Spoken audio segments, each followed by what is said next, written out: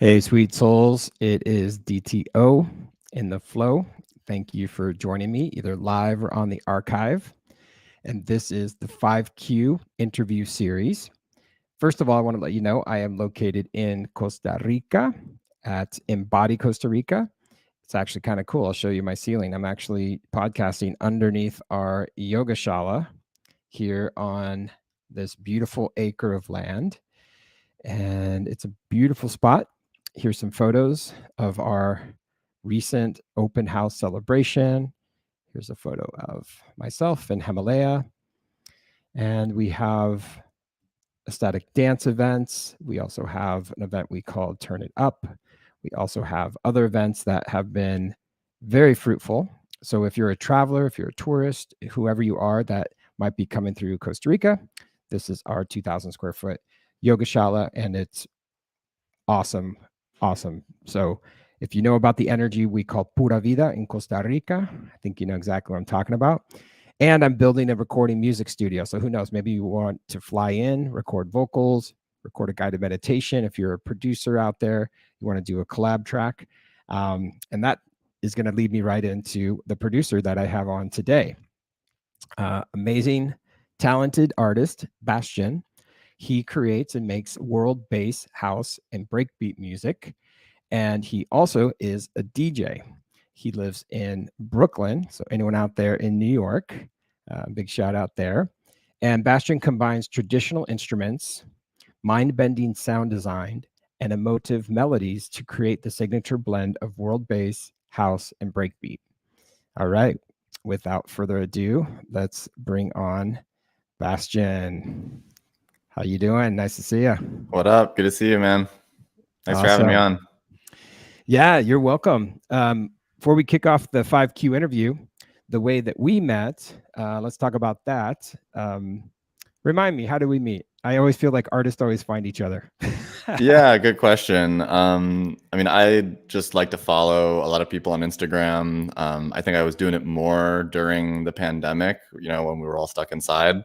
So I was following a lot of other artists at the time, just people whose music I vibed with. And so I'm pretty sure I stumbled across yours. And then I think you might have followed me back. And I think then you hit me up because you were looking for artists to do remixes of your one of your albums, I believe. And so you sort of sent me over there, and I had a listen, and I really loved Energia.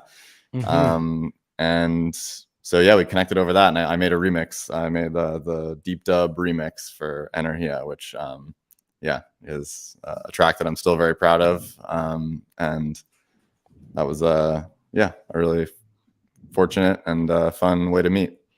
Absolutely. Yeah, here's the artwork for it. Energia, Tamara Rodriguez is one of the singers. And then within, Santiago Orozco, he's from Colombia. Tamara is from Monterrey, Mexico, and it has this whole tropical Latin vibe. And then, of course, it has the reggae and your magical electronic production and all the other pieces and parts that you added to it. So, I always love how when you collab on any project, it's out there forever, right? So I love that we have that connected project. Feels so good. And I live in Costa Rica, so guess who everyone... when I share music, I have a whole playlist for música en español, and that track is always played, and people love it. So awesome. Yeah, really glad to hear. All right, well, let's kick off the 5Q interview. Question number 1, here we go. So give us the origin story. How did you discover music as a listener? When did you hear for the first time this amazing, powerful gift we have called music? And take us down that road. What kind of experience was that? Yeah, sure. So I'm very fortunate in that my parents have really good music taste. I was definitely introduced to a lot of great music through them. I was very lucky to be put through about like 8 years, I think, of piano lessons when I was a child. And, at the time, maybe it felt like a bit of a chore sometimes, but I'm super, super glad that my parents made me do that. I didn't stick with piano. I don't have the best mind for reading for sheet music and for music theory, and that kind of like held me back, I felt, to a certain extent with piano. So I did stop taking lessons eventually, but just being able to kind of feel my way around a piano is still like an ability that I obviously appreciate and utilize to this day when I'm writing music. Um, I was also into I was always creative, like since a young age, doodling or acting, singing. I was kind of doing a little bit of everything as I was growing up and through high school. So music was a part of that. I was in there. I sang in my church choir as a kid. I'm not like very religious anymore, but that was still a really great experience and more for the music and yeah, as a communal and music experience, I have fond memories of that. So yeah, I kind of had a few different brushes with music and creativity as a kid, but it really wasn't until I was in college that I fell in love with electronic music and decided, as a creative person, if I don't start trying to make this, then that would be a waste. That'd be a shame. Because I got really obsessed with it and very passionate about dance music and the kind of community that brings together, especially. So I've always just wanted to contribute to that and help build safe spaces and spaces where people can just be their authentic selves and lose themselves in music. And yeah, so that's kind of a quick background. I love that. We have that parallel piano lessons history. Yeah, that's great. Yeah, I love what you said. Like, yeah, sometimes like my mom, I'm sure whomever it is was encouraging you. There's days when you're like, I just want to go outside and play with my friends and just not have to do all the scales, da da da da da da da da, da and all that. But it's a Yeah. massive payoff now because when you can produce music and your mind has that knowledge. And I agree with you. I was in the same situation where I was attempting to read music. I know how to read music, but I just started to veer off that and start creating and producing my own music. And that gets into question number 2 for you. So what inspired you to create? Was it a aha moment? Was it like a slow ramp up where you just started to get more curious about music and then you started to realize like, oh, you could actually create something on your own? So I'd love to hear that inspiration. Yeah, it's a good question. I think in college I was studying film and TV production actually, and so I was obsessed with movies before music, and I was kind of heading towards a track of working in film. But my last semester, I really switched everything up and just started taking music production courses at NYU Clive Davis, which I would say I'm mostly self-taught when it comes to music production, but I did have a few really awesome courses with some really great instructors, including Bob Power, who he's worked with like D'Angelo and Tribe, Called Quest, and others. But anyway, what inspired me to do that and start producing music initially was, yeah, I think just being in New York City and being surrounded by nightclubs and concert venues, and I'm so blessed and lucky to live in a place where artists from all over the world come to me, like come here to this city to perform. It's just really, really amazing, cultural melting pot. It's a cliche, but it's so true. So I just got exposed to dance music during that time, and yeah, like I said, really fell in love with it. And just as a creative person, felt inspired to try to contribute to that, and felt like I had my own thing to say through dance music. Like, I didn't just want to make club bangers or something like that. I do want to do that, a little bit, but I felt like I had a voice that maybe wasn't represented yet in electronic music. So tell us who this guy is.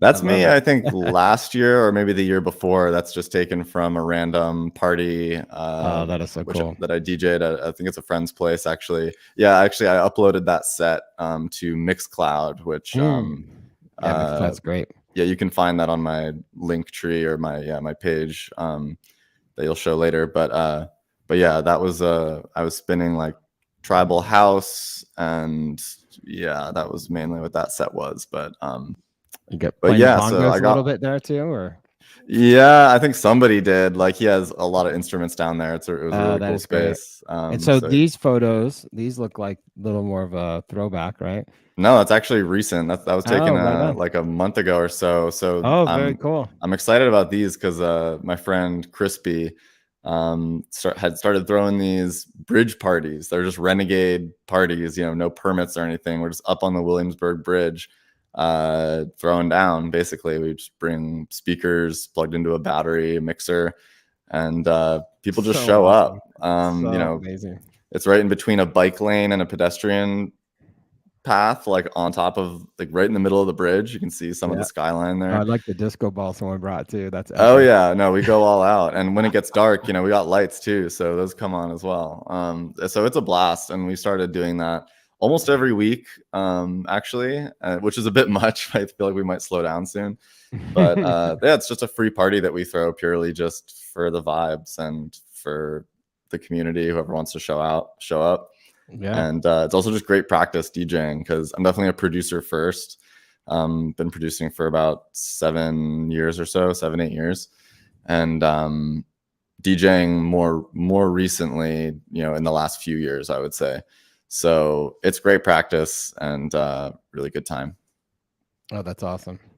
Well, that gets us into question number 3, which is, how do people respond to your music? What are some typical ways that people express themselves, either during a set, after a set? Maybe they DM you. What kind of impact do you feel your music's having, or what are some some adjectives? What do people say, or maybe some testimonials?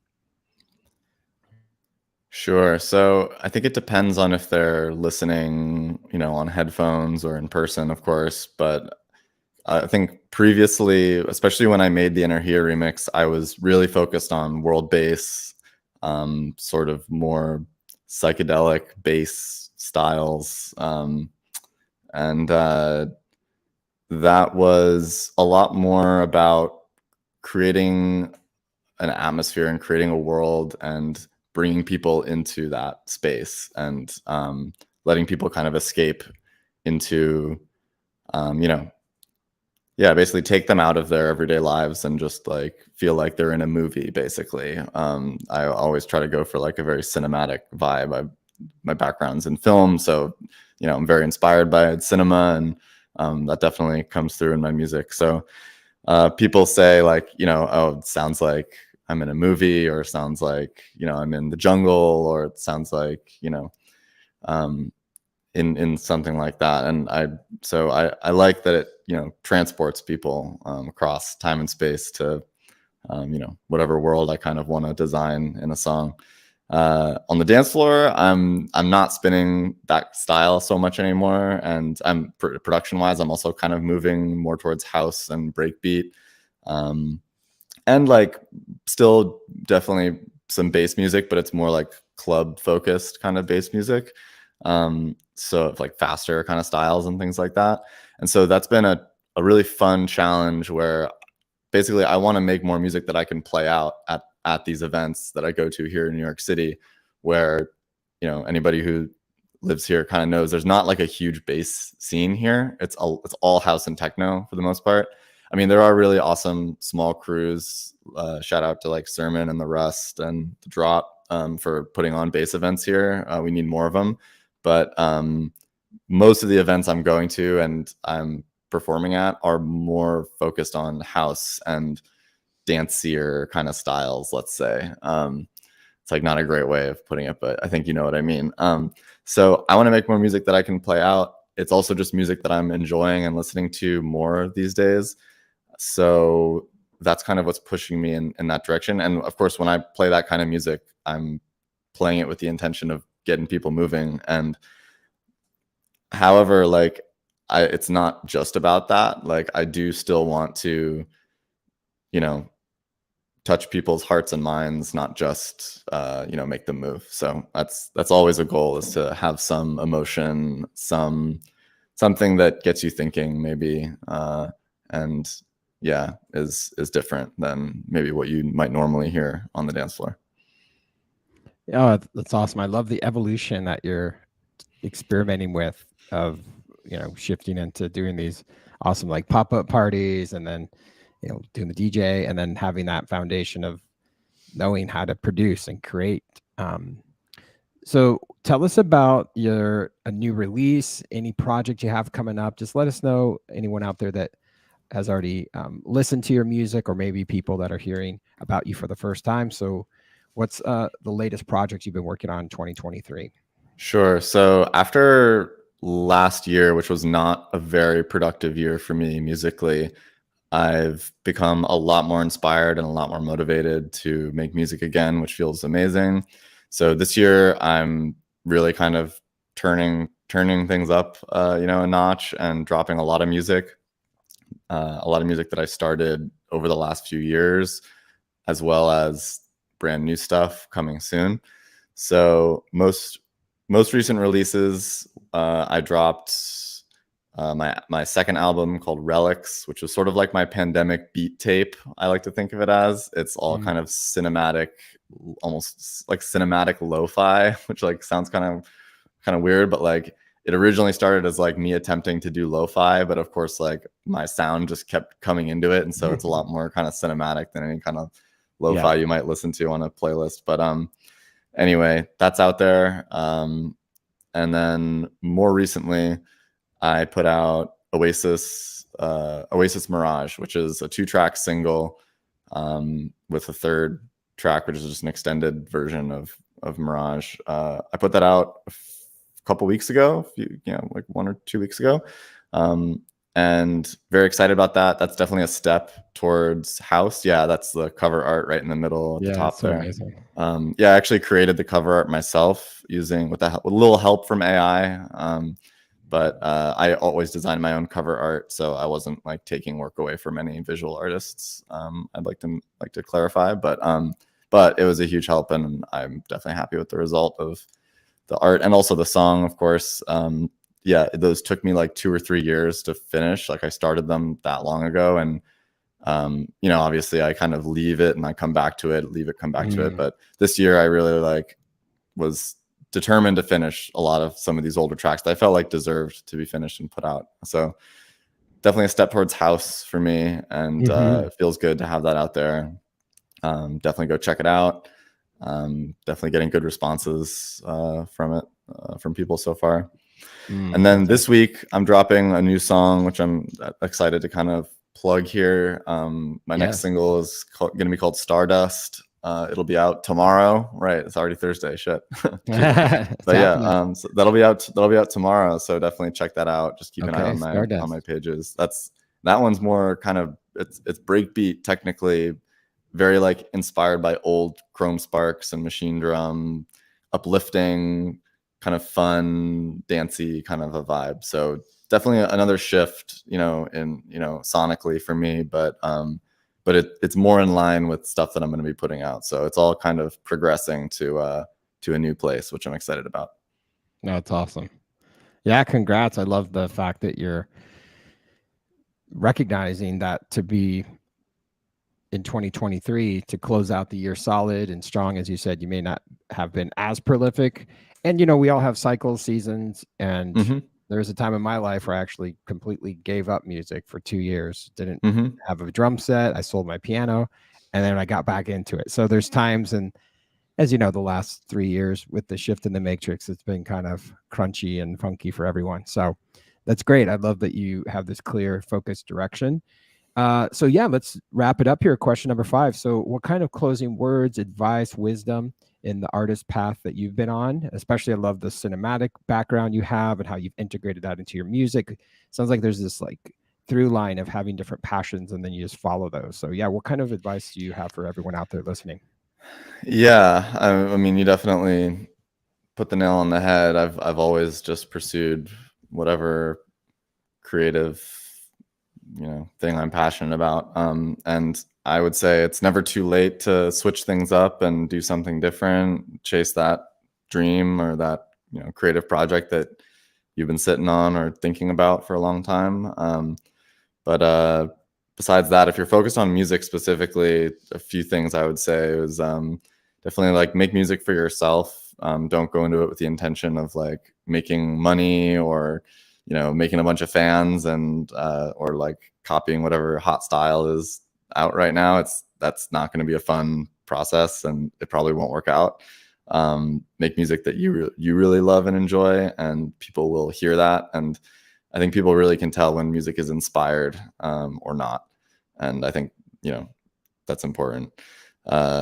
Also, if you are starting out already in music, I would say don't be afraid to just put out tracks, like self-release demos and stuff. Nowadays, there's all this pressure to build a campaign, social media, submit to labels and stuff like that. But when you're starting out, like the odds of a label like picking you up if you have no followers or not a lot of previous releases is so slim. It's like not even worth waiting on labels. So labels like to see that you have tracks that you've already self-released. So I would say like don't be afraid, just like drop stuff. I regret, this is like a regret of mine. Like I have so many demos that were pretty good, like decent and worth sharing, and I enjoyed them, but I was like afraid of putting them out because I thought it was like you're supposed to go through some kind of formal process. But I think everyone kind of misses the SoundCloud days, like the peak SoundCloud days, when like people were just artists, like were just dropping like fire tracks like on a whim. And I would say don't be afraid to do that because it'll put you on people's radar faster and get more people listening. And you can always take them down later is the thing. So anyway, don't overthink that stuff. And I guess the final lesson that I've been learning recently is be social, get involved with your local like music community, the underground music community, because like they're the ones that are gonna lift you up, and it's not gonna be more likely, it's gonna be more likely people around you who give you the next opportunity or help you get to the next level than it will be people online or just like follower counts or magically getting discovered from on the internet. There's just too much saturation like on the internet nowadays, and there's so many artists out there. But if you're trying to take things to the next level, you definitely need to have friends like around you who are helping you, whether they're other artists or promoters or people like my friend Crispy, who were like, he just has the equipment and we just started throwing our own parties. And like I think that's kind of how you have to start. So it took me a while to kind of realize that. I was more of a bedroom producer for a long time, but and the pandemic didn't help either, of course. There was no way to do anything else but for a little while there. But exactly. But yeah, definitely be social. And then I guess final thing, I won't like talk about it much, but like because I do want to keep it short, of course, but stay on top of tech. Like it's like scary like what's happening. It's a little scary what's going on in AI, but like there are ways to leverage it like in an ethical way, I think, or whatever. Find a way that you can leverage it to improve your work and your workflow that you find ethically acceptable. I think because there's no rules at this point, and whatever's possible with it, it's gonna happen. So there's no point in like being like getting upset or like raging at people. Like I already have like haters coming after me for using AI to make my cover art, and it's just like, what's the point of that? You know what I mean? Like if the technology is there, people are going to use it. And anyway, so I would just say like, no one's saying you have to use it, but like just at least be aware of it and be aware of how it could help you, because I suspect it's going to become a bigger part of everybody's workflow very soon. Oh, I love that. This is great wisdom for everyone out there listening, especially those curious musicians, producers, songwriters that want to also, is what you said, Bastion, of like actually making a difference and having a message and creating an impact, and getting people to have fun and be present and be with community and network. And I like how those have all blended together for you. And yeah, appreciate you being here on the 5Q interview. I think we'll have our outro with the song that we mentioned earlier, and appreciate all the creativity that you have. I know this is only the beginning, and there's lots more to come. So thanks again for being here, and thanks everyone for listening. Thanks so much, Dave, for having me. Really appreciate it. And check out my music, and you can find a link to all my music on Instagram at Bastion Music. It's right there. And yeah, feel free to reach out. My DMs are open, to any artists or anybody who just wants to ask any more questions or anything like that. So yeah, thanks so much for having me on, and keep doing this podcast, man. This was fun. Awesome. Yeah, thanks for being here, Bastion. All right, thanks again, and we will close out with the song Energia, which you can find out the whole experience of what you heard on the podcast of how Bastion was approaching the song and the sound design, and you can find it on all streaming platforms. Okay, Energia. Turn your volume up, people. Play that loud.